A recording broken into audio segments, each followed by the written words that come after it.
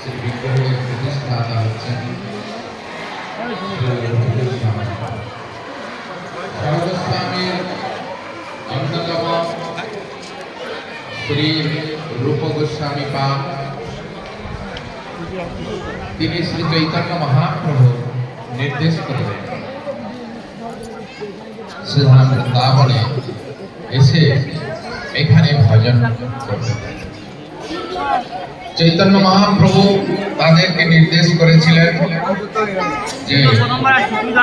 যে সমস্ত ভগবানের দিব্য লীলা সেই সমস্ত তন্মধ্যে শ্রীল রূপ গোস্বামী পাদ তিনি এই স্থানে এসে প্রথমে সাধন ভজন করেছিলেন। আর এই স্থানটির প্রাচীন নাম হচ্ছে গোমাটিলা।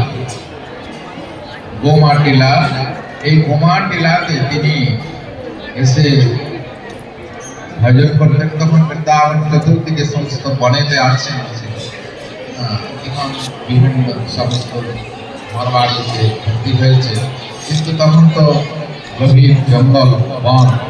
এই বনের মধ্যে যে গাভীটি কপিলা গাভী এসে এক জায়গায় স্থির হয়ে গেল। এভাবে দুগ্ধ স্খলিত হচ্ছে, কিছু সময় পর আবার গাভীটি সেই স্থান থেকে চলে যায়।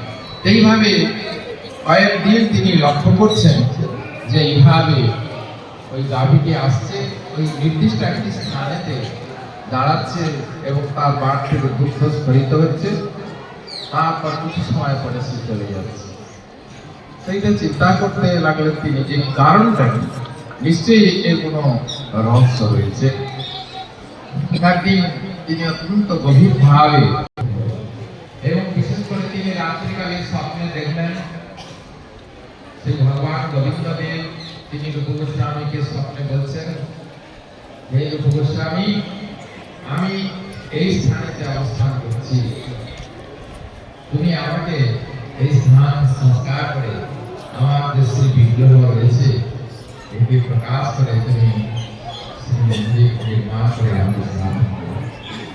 যেমন নবেন্দ্র কৃপাকে গোপালকে নির্দেশ দিয়েছিলেন, ঠিক তদ্রূপ রূপ গোস্বামী সেই ভূমি খনন করে শ্রী গোবিন্দ দেবের শ্রী বিগ্রহ প্রাপ্ত হয়েছিলেন এবং এই শ্রী মন্দির নির্মাণ করে তদানীন্তন সময়ে এই কারুকার্য দেখুন, প্রাচীন কারুকার্য পাথরের দ্বারা সুগঠিত।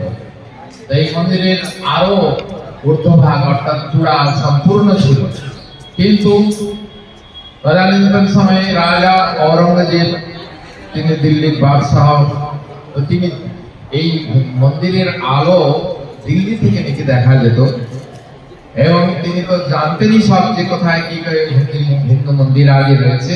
তখন তিনি নির্দেশ দিয়েছিলেন, আমি এখান থেকে ওই মন্দিরের আলো দেখতে চাই না, তোমরা এর উপরের অংশ ভেঙে ফেলো।